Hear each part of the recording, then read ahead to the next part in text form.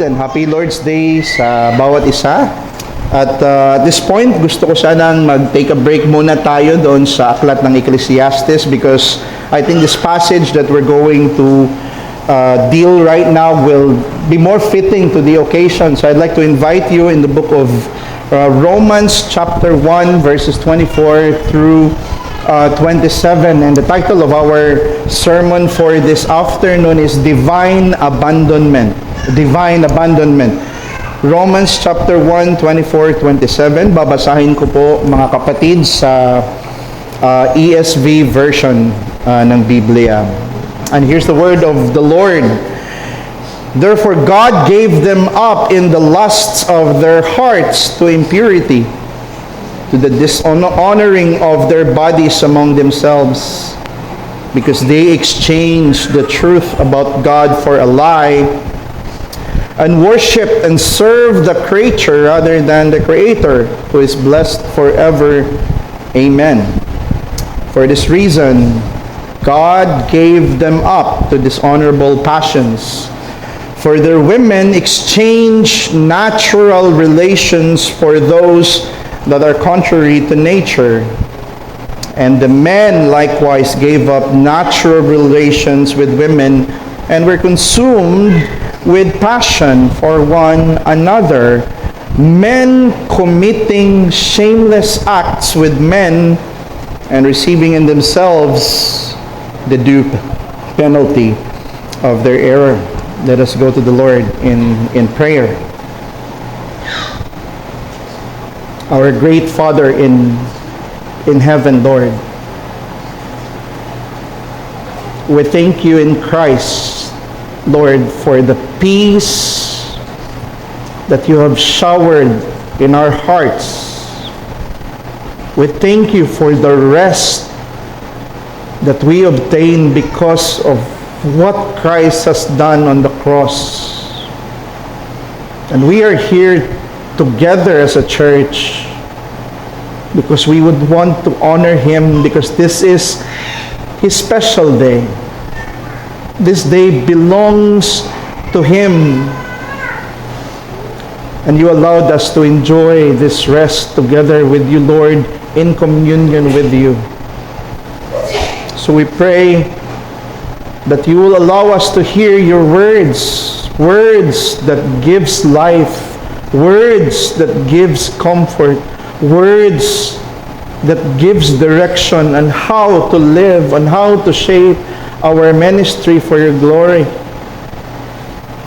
Please, Lord, don't allow that we steal a tiniest portion of glory, because we believe that it all belongs to you and your name alone, and who you are, your character, be lifted up for this afternoon. Illumine our minds. Help the preaching of the word penetrate the heart. In Jesus' name, amen. So siguro some of you are familiar with the Babington plot noong 16th century because it's very famous, no? Actually, there was an evil plot, no, na ginawa itong si Anthony Babington na i-assassinate itong Protestant Queen of England na si Elizabeth, upang mapalitan ni Mary the Queen of Scots, no, na isang Roman Catholic who happened to be imprisoned during that time. So along the course, itong si Anthony and Mary exchange letters together. Nagpaplano sila kung paano patayin itong si Queen Elizabeth. But little did they know that the secretary of Queen Elizabeth, who was Sir Francis Walsingham, knew what they are planning all along. And Elizabeth, also the Queen, had an idea kung anong binabalak nila. Now, but instead of arresting them immediately, they let them do further evil. Hinayaan sila na gawin ang kasamaan na kanilang pinaplano, so that by the time of their indictment, sa panahon na lilitisin na sila, the evidence would be overwhelming and they will be left with no excuse, let alone mercy.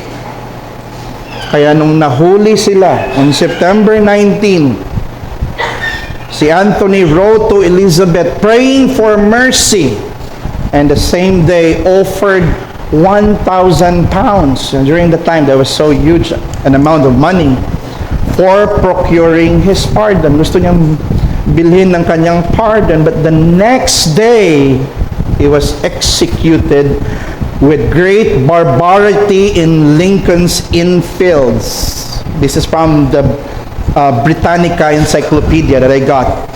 Mary Stuart was put to death on February 8, 1587. Now, what does that story is all about? You're not here for that story, are you? Right? You're not. Yung judgment na nangyayari kay Anthony Babington and Mary Queen of Scots at ang lahat ng mga kasapi sa assassination plot ay nagsimula na nung hinayaan sila na gawin ang kanilang masamang plano. In connection with our text, ang pag-increase din sa kasalanan na nakikita natin in our fallen society, na may mga unrestrained rebellion ng tao, ang gustong ipunto dito ni Pablo, ay indication din ito na ang paghuhukom ng Diyos ay nagsisimula na. And this will culminate, this wrath that is already here, will culminate in final judgment later on. So ang message natin for this afternoon is this: ang puot ng Diyos sa kasalukuyan ay nahahayag, how? Sa pagpaubaya niya sa tao na masadlak sa kanilang kasalanan, ngunit ang pag-ibig ng Diyos ay nagbibigay pag-asa sa pamamagitan ng Ebanghelyo. So, two things ang titingnan natin for this afternoon. First, ang pagtakwil ng tao sa Diyos. Pangalawa, ang pagtakwil ng Diyos sa tao. So those are two things that we're going to look at this afternoon. So sa verse 18, makikita natin, no, in this context, na ang wrath of God ay ang main explanation kung bakit kailangan ng tao ang alien righteousness na nanggagaling kay Kristo in verse 17. For in it the righteousness of God is revealed from faith to faith. Now, itong wrath of God which is revealed in the Greek word is apocalyptetai. So, from heaven daw itong wrath, no? Ito'y tumutukoy. Ang meaning lang naman ito, mga kapatid, is ang likas na pagkamuhi at pagsalungat ng isang banal at matuwid na Diyos laban sa kasalanan at rebellion, no? The God whom we serve, hindi niya nilikha itong mundo and then He just let it be operated by the natural law. He is involved in everything that happened in this world. Every nook and cranny na nangyayari dito sa mundo, He is actually involved. And all the sins that happening in the world, nakikita yon ng Diyos, and that's why in the book of Psalms, He is angry with the wicked every day. And it's natural for Him to be angry because He's a holy God, right? Ang holiness, hindi siya palamuti na pwede siyang matanggal sa Diyos. It defines His very character. So if God is interacting the world that we see around us, His judgment, His wrath, no? Has that bent to show itself. But God is a long-suffering God. Is a very long-suffering God. Ipinahihiwatig din dito ni Pablo na ang puot ng Diyos ay hindi lang siya nakakonfine doon sa future. Hindi lang sa bagay na nakalaan sa hinaharap. Wala pa kasing judgment day ngayon eh. That will be in the future. No. Hindi siya nakakonfine ang wrath of God doon sa future. Malinaw yan sa John 3:36. Whoever believes in the Son has eternal life. That's true, right? But whoever does not obey the Son shall not see life. But what's going to happen to him? The wrath of God remains on him. That's in the present tense, right? Implying that it is a present reality, ang wrath ng Diyos. At gustong ipakita dito na ang buong talata, pinakita din dito ni Pablo ang lubos na pangangailangan ng tao sa Ebanghelyo upang makatakas sa puot ng Diyos. Now, let's look at ang pagtakwil ng tao sa Diyos. No? It's not kind of normal na mauna ako sa 25 before the 24, but I want to start verse 25, yung 24 sa second point natin. Let's look at it in verse 25. Ang pagtakwil ng tao sa Diyos, pinalitan nila ang kasinungalingan. They exchanged the truth about God for a lie and worship and serve the creature rather than the Creator, who is blessed forever. Now, important to note, brothers and sisters, nilinaw ni Pablo na bagaman napakaliwanag ang kapahayagan tungkol sa Diyos, no? Sa general revelation, it speaks and it screams about the existence of God, and the nature is very clear to declare na meron talagang Diyos, na may Creator talaga. No one could ever deny that fact. Pero what did they do, no? When they received the natural revelation? Ang natural revelation, yung revelation ng Diyos sa nature, hindi po yan something na hindi malinaw. Because God is a great communicator. He's a great teacher, right? Way back pa lang sa Old Testament, you see how He illustrates His truth. Gumamit siya ng mga types and shadows para maintindihan natin yung grand plan niya sa New Testament. Now, He's also that same God who reveals Himself in the natural revelation. Pero sa halip na maintindihan nila yung Diyos, what do they do with the knowledge?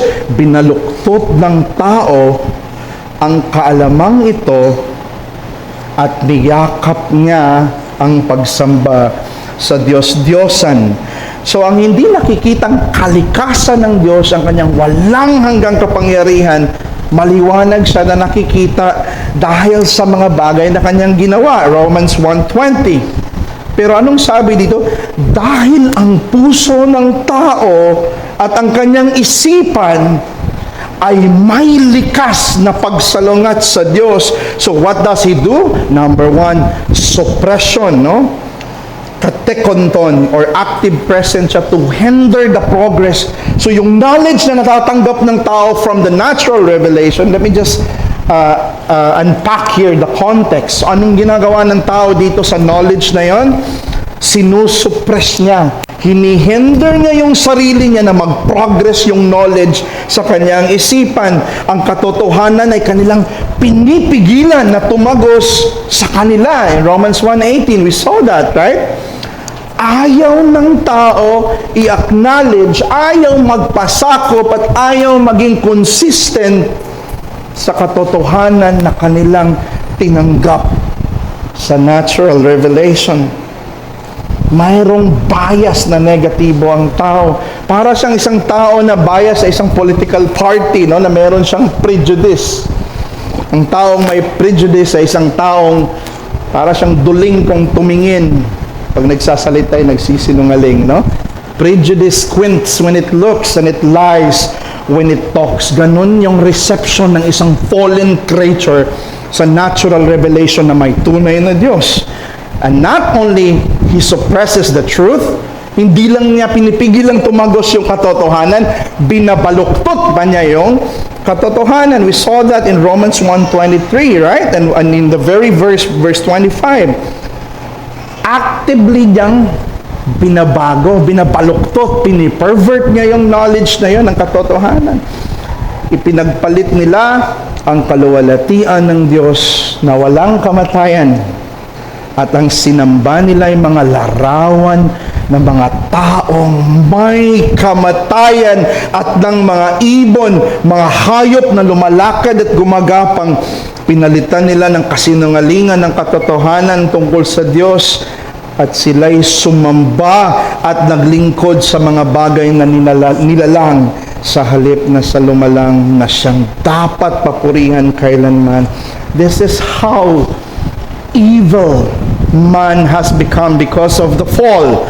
Man is willing even to worship any beings who are even lesser than him, except to worship the God of the Bible. Man is designed to be above animals, right? To be superior over animals and to rule and have dominion over them. But we see how sin affects humanity. Sin turns that design upside down. Ang mga ibon at ang mga creature na ang kanilang sinasamba, they become inferior to those very things na dinisenyo ng creation na sila ang magro-rule. Ganyan ang epekto ng kasalanan sa tao. Man's idolatry desecrates the order of creation. And idolatry desecrates even himself. Nilapastangan ng tao ang kanyang sarili mismo. So ito yung idolatry, mga kapatid, no? Gumawa sila ng ibang Diyos-Diyosan na pwedeng sambahin kapalit ng tunay ng Diyos. At dahil dito, God reveals Himself who He is, worthy to be served, worthy to be worshipped, worthy of their thanksgiving. Man responds in idolatry.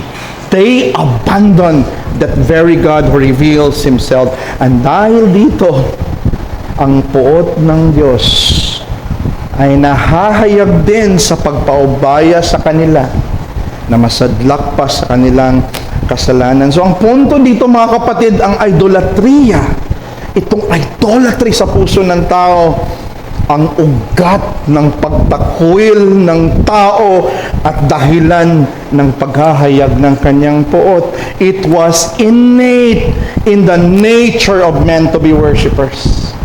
God created man and all the human beings in the world to be worshipers. No? Innate yan sa tao, naka-ingrain yan sa kanyang being, and man is made for worship. But man prefers to worship something else than God.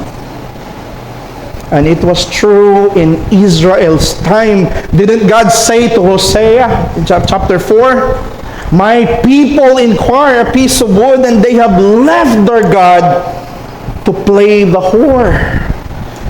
Ephraim is joined to idols. Leave him alone." See that? In Isaiah 4:12 and 4:17, makikita natin sa Northern Kingdom kung paano sila karampant yung idolatry para lang hindi sila makapunta doon sa Southern Kingdom, sa Temple ni Solomon.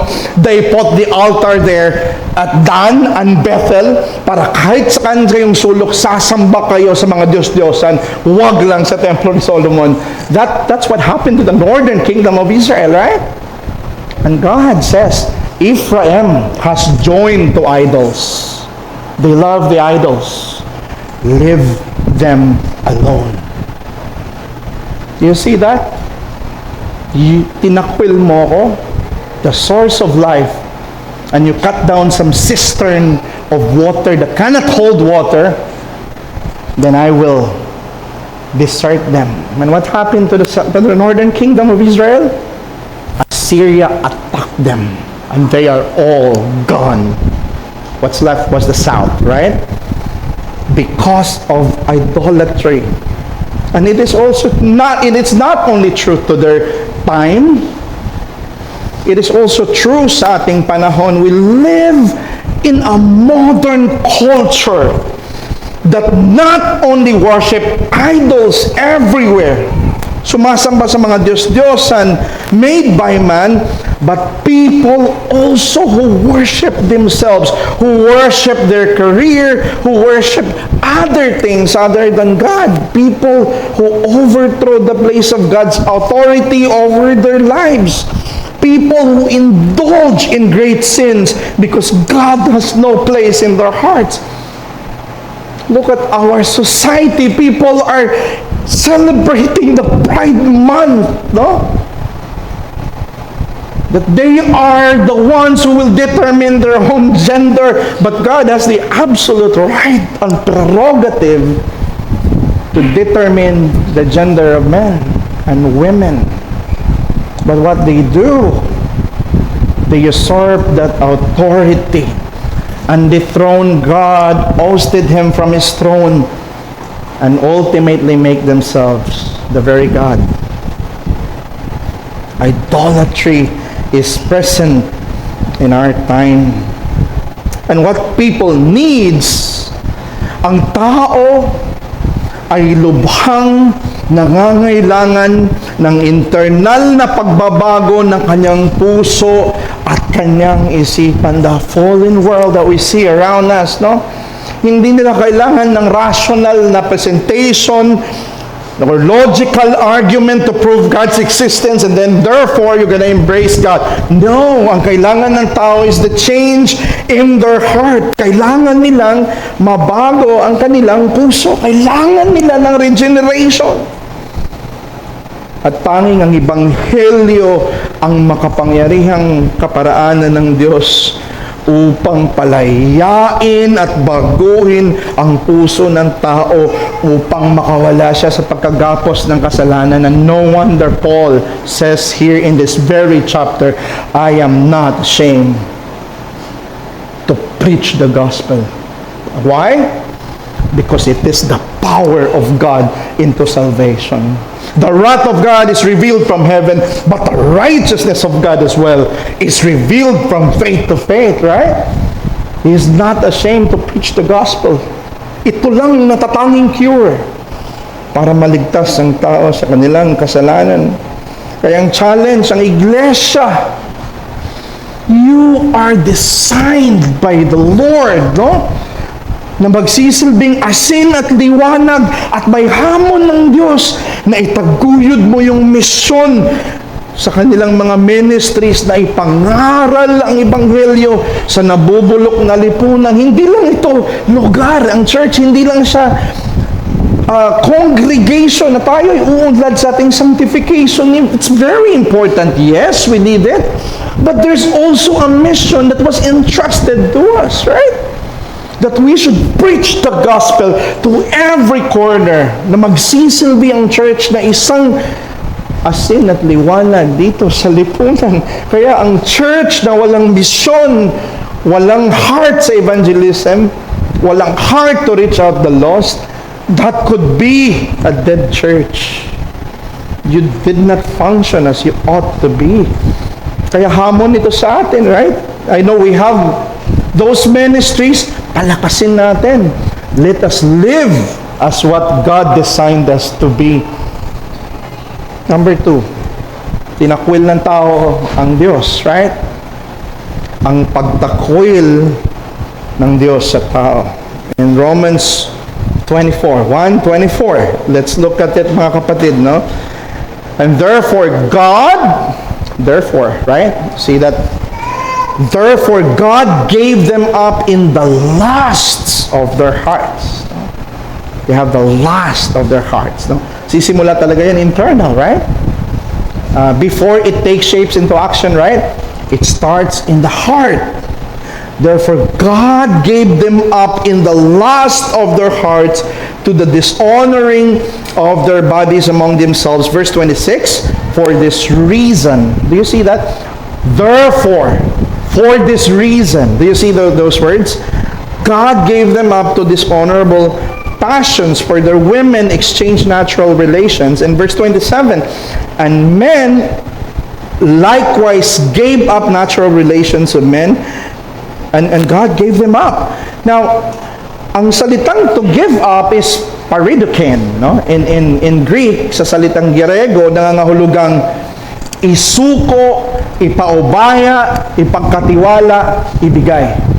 That's a very Greek word na mababasa natin sa Romans 8, doon sinabi, God did not spare His own Son, but paridoken, no? Deliver Him up for us all. So this is what God is doing in response. Therefore, for this reason, response po yun ng Diyos sa pagtakwil ng tao sa Kanya.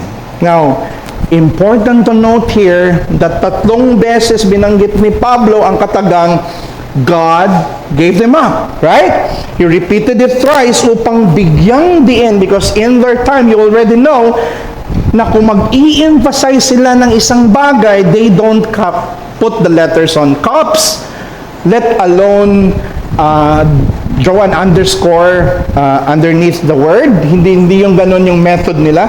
They repeat it many times over, right? Just like, verily, verily, I say unto thee. Not everyone that calls me Lord, Lord, right?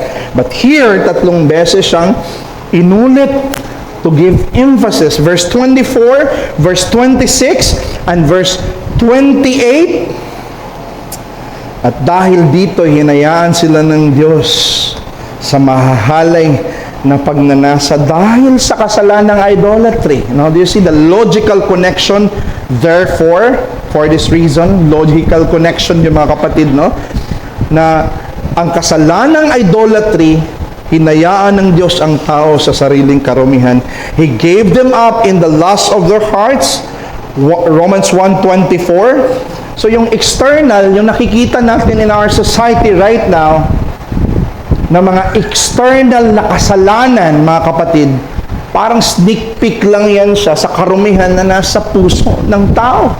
It started internally, na napaibig sa kasalanan, na-enjoy sa kasalanan, nagustuhan yung kasalanan, at nag-take shape yan sa external, no? Nagresulta ang judgment ng Diyos sa pagkasadlak ng tao sa sexual sin, nagbunga ng konkretong kasalanan, and what's the worst consequence here? Ng pakikipagrelasyon sa kapwa kasarian. Same-sex relation, no? We saw in verse 26, God gave them up to in dishonorable passions. Their women exchanged natural relations for those that are contrary to nature, and the men likewise gave up natural relations with men, were consumed. So, itong lesbianism and gay relationship na pinaparade ngayon sa ating time, in which people take so much pride, no? This is not a normal thing, mga kapatid, no? It is an anomaly of nature. Hindi ito yung disenyo ng Diyos. Isa itong paglihis sa karaniwang kaayusan ng kalikasan. Ito'y sumasagisag sa pag-usurp ng tao sa karapatan ng Diyos na baguhin ang disenyo ng tagapaglikha. And it signals. And the moment you saw a lot of them being rampant in the society that we live in, it signals. Para siyang hudyat na mas greater wrath na darating para sa tao. Nakakatakot. And no wonder the Puritans condemn Christians to act like gay even in theaters and play. Because you cannot joke about that thing. Because that thing signals the wrath of God. So when a society treats it as a normal thing, pag naging normal na yan sa society and the people's thinking, madala na sa kaisipan na normal yung isang bagay na yon, then the society replicates Sodom and Gomorrah, and they're inviting God, let your wrath fall upon us in full magnitude. It is inviting God to pour out His wrath against people. Inflict upon us your wrath. Kaya ang homosexual relationship ay isang ebidensya ng puot ng Diyos na kasalukuyang umiiral laban sa kasalanan ng tao. What's the point here? Ang pagpaubaya ng Diyos sa tao, para siyang aso no? Na nilagyan siya ng leash ng Diyos. Huwag dyan. Dito ka. That person is, no! He tries to get away from that leash. I want to do this evil thing. I want to be unclean. I want to do these things that is considered as a rebellion against you. And God says, if that's what you do, you want to commit those sins, you want to swim into the mire of sinfulness, then I'll cut you off and you're gonna wallow into that mire of sin, including the judgment that is relative for that sin. That will happen, right? Ang pagpaubaya ng Diyos sa tao na masadlak sa sexual na kasalanan ay ang paggawad ng Diyos sa tao sa nararapat na parusa sa kanilang kamalian. Ang problema dito, ang lipunan na nagtuturing na normal ang pagsasagawa ng homosexual na kasalanan, nasa ilalim, currently nasa ilalim ng puot ng Diyos. At ito'y hahantong sa kasukdulan sa araw ng paghuhukom. Kaya ang kailangan ng tao naganap na makatakas sa paparating na puot ng Diyos.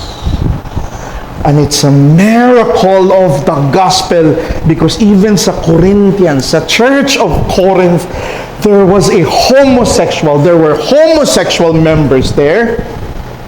In 1 Corinthians 6, chapter 9, or do you not know that the unrighteous will not inherit the kingdom of God? Do not be deceived, neither the sexually immoral, nor idolaters, nor adulterers, nor who practice homosexuality can enter to the kingdom of heaven. Pero sinabi niya, and such were some of you.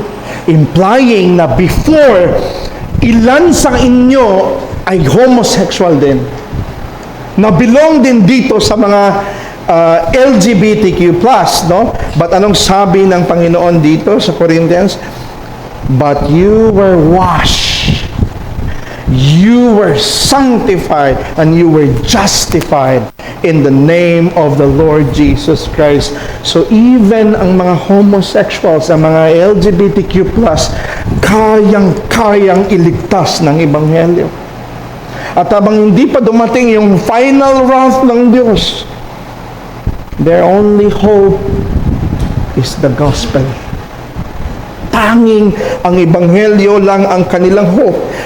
At while pinagbubulay-bulayan ko itong text na ito, I was reading it, ipinipinta sa atin ang isang napakadilim, napaka-dark na passage nung binabasa ko ito.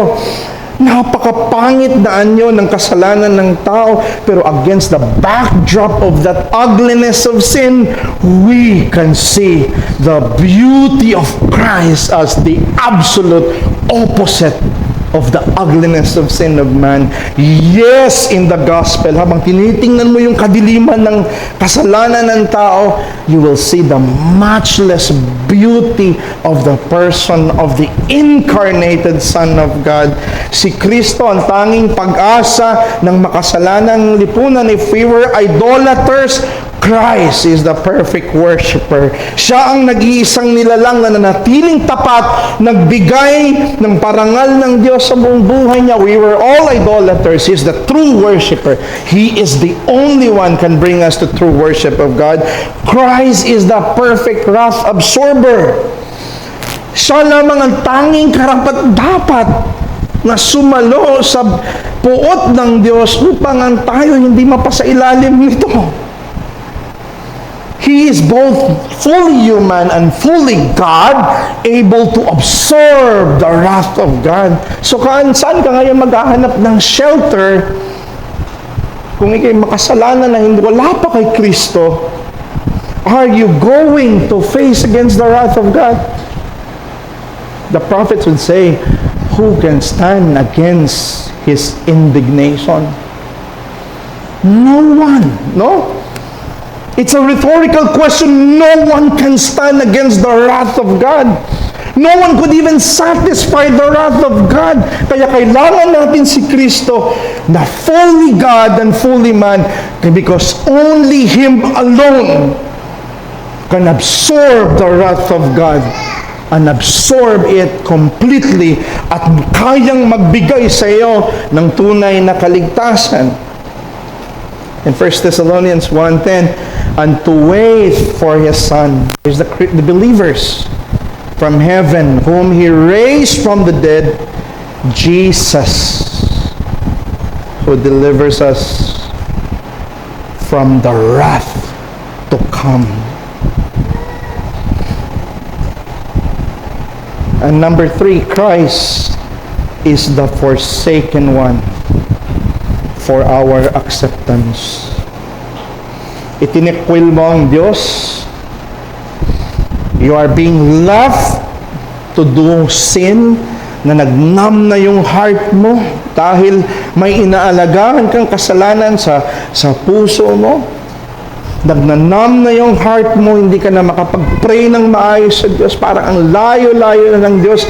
Parang iniwanan ka ng Diyos. Let me tell you this. Christ is the forsaken one for our acceptance. Siya lamang ang makapagbibigay ng pag-asa sa mga itinakwil na sila'y maaari pang tanggapin dahil siya mismo ang nakaranas ng pagkapabayaan na alang-alang sa kanila. Christ is a complete Savior, brothers and sisters.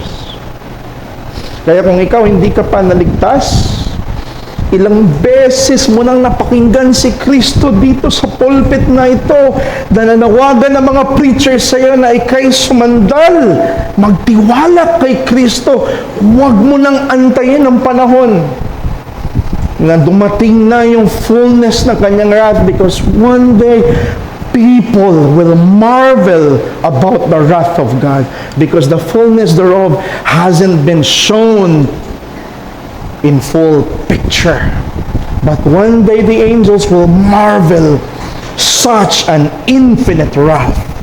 And don't wait for that day to come, no? Kung may bent ka ng LGBTQ+ sa puso mo, come to Christ, no? May kapatawaran, may healing, may salvation sa Kanya. Ang Puritan na si George Trost, during his teenage years sa France and London and Portugal, nalulong siya at nasadlak sa maraming kasalanan, sensuality, flirtation, greed, drunkenness, theft, and gambling. Yung taong sobrang na-harden na yung puso sa kasalanan. See, that's the power of sin eh. Sin will make your heart numb and will make your heart harden, no? Ganito yung nangyari sa isang Puritan na ito. Sabi niya, I had so hardened myself in sin, so blinded my mind and seared my conscience, that I was disposed to have continued in this condition and course to the end of my days. Kala niya na hindi na siguro siya babalik sa Panginoon. Napaka-seared na ng kanyang puso. Parang kinain na siya ng kasalanan. Parang akala niya wala na siyang hope. Sabi niya, I had all the time no sense of the evil of sin. Kahit yung sense na yung kasalanan na ito evil na wala sa kanya, ganun siya ka-harden, no? And of the wrath of God due to it, or the necessity of a change, even yung desire na baguhin niya yung sarili niya, it's gone. He feels like he's abandoned. I was dead in trespasses and sin. I superadded the desperately wicked, willful obduracy to my natural one, and I provoked God to give me over to a final judicial blindness and obstinacy. The sway of my lust and the base practice of my crimes, to have increased my eternal torments every minute of my future continuance on earth. But there was a time that God, in the gospel, shows mercy to him. Sabi niya, yet such was the infinite and matchless goodness of God, such his incomparable and wonderful grace, such the riches of the merits of Christ, such the prevalency of his intercession. Now God saved him, and he became one of the great preachers in Exeter, England. Now, here's the thing. If he is merciful to such a great sinner as George Strauss, he will also prove to you the richness of his grace if you will believe in the Lord Jesus Christ. If you repent of your sins and trust him, papatunayan niya na siya merciful, that his mercy is so exceedingly great, brothers. So come to Christ and be saved.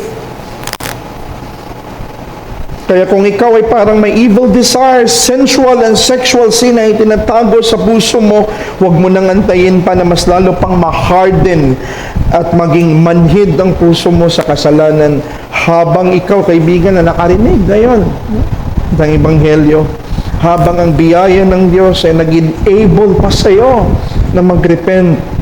Repent and flee from the wrath to come. Maawa ka sa sarili mo. Sumandal ka kay Kristo. Let's pray. Oh Lord, Father,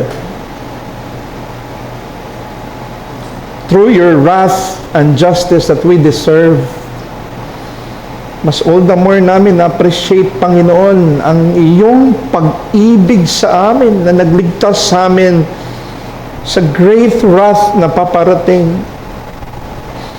Ang pagbabalik mo ay hindi kadiliman at hindi paghukom sa aming mga kasalanan, Lord.